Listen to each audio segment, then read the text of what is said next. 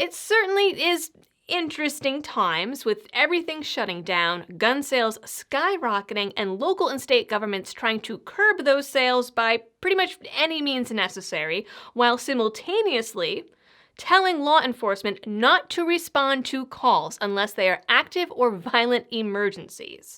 I'll get to the details in a moment, but that's why the Second Amendment is more important now than ever, and why protecting yourself, both physically and legally, should be a top priority. Because we all know it doesn't matter that the cops aren't responding to B&Es. If you defend your life or property, they're still going to throw the book at you, at least in most states. Thankfully, the USCCA is there to protect gun owners in self-defense situations, but their legal and financial protection extends beyond even defensive gun uses to pretty much any self-defense situation. According to FBI stats, a violent crime occurs every 26 seconds in America, and I can't imagine that this number will decline during a national emergency. If criminals don't care about laws, they sure as hell aren't going to care about quarantines, especially if they know the police aren't going to show up. To get started with the USCCA today, you can click the link down in the description or text DOLL, that's DOLL, to 87222.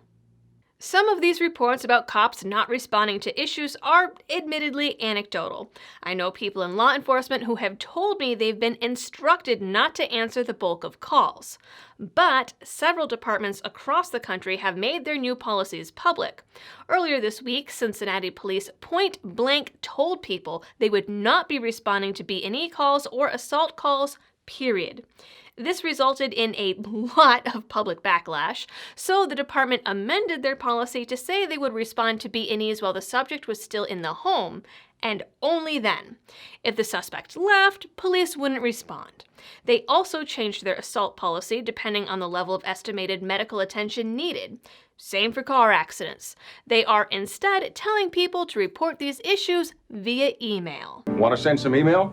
Type the message, click here, and it's done. Welcome. You've got mail. Dallas and Chicago police have also implemented similar measures. Philadelphia police have announced they will be delaying arrests for prostitution, which should be legal anyways. But they're also going to delay arrests for theft, burglary, harassment, and other crimes.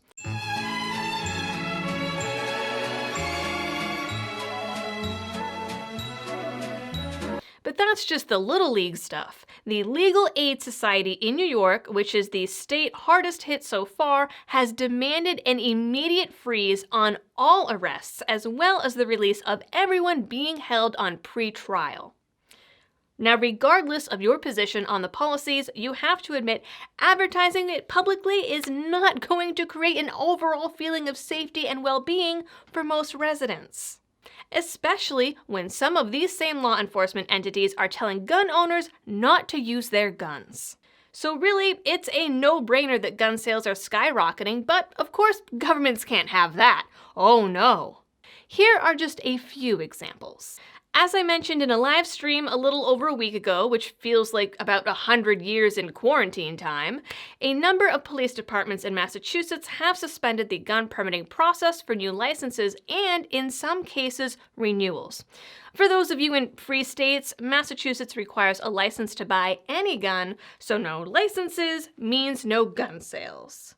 Next door in Rhode Island, the governor signed an executive order to extend the waiting period on gun sales from 7 days to 30. The governor says it's because the police departments are overwhelmed and can't process all the needed background checks in the 7-day period, citing an increase from the 28 applications a day to over 400 in 3 days. Technically speaking, if police are now only responding to major crimes, I would imagine that they would have more time to do these background checks, but I guess that's none of my business. Over in LA County, the sheriff department made a pretty valiant effort to close all gun stores completely. He reasoned that Governor Newsom didn't directly name gun stores as essential and told local news he didn't agree with people panic buying, complete with a jab about how gun owners are only useful during a zombie apocalypse.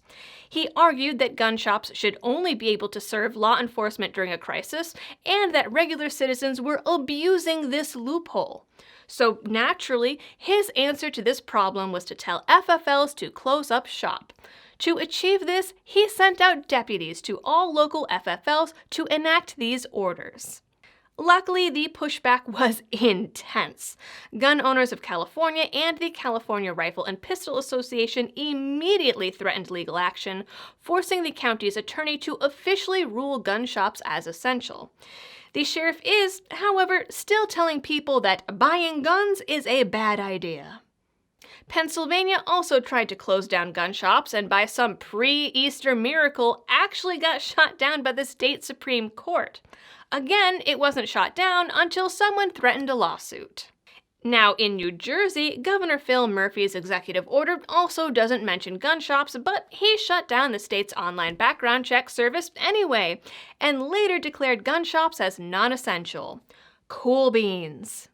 A federal lawsuit has already been filed by the Second Amendment Foundation, but no action on it yet. As of March 20th, Florida also joined the growing list of governments and entities suspending new gun permits. For some reason, the Commissioner of Agriculture is the one in charge over there, and she is shutting down new permit applications until at least April 19th. She says it's because she doesn't want the police doing fingerprints, but also refuses to take fingerprints from any other source or service, unless you work in law enforcement or security. Florida Carry is challenging this one based on both the Second Amendment and a 2017 Florida Supreme Court ruling. In Bellingham, Washington, the City Council is debating an emergency measure that, among its other features, would give the mayor the power to halt all firearm and ammo purchases in the city.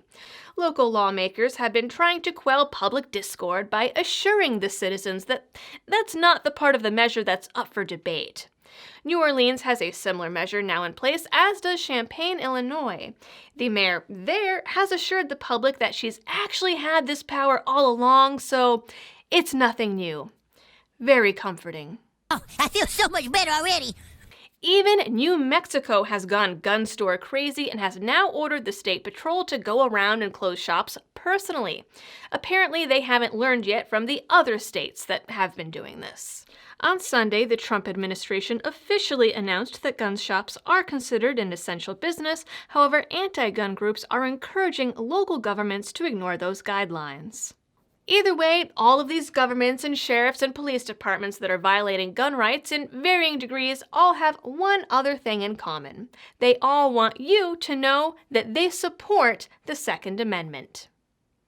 That is today's roundup of Second Amendment news. Being that this is a controversial topic and YouTube is both flagging content and not conducting the usual reviews, please make sure you like, share, and subscribe, and check out the partners down in the description if you're able. If you like my work and want to help support the channel in other ways, you can find me on Patreon or Subscribestar, grab some merch, or give a one-time donation through PayPal. Until next time, stay safe and happy shooting.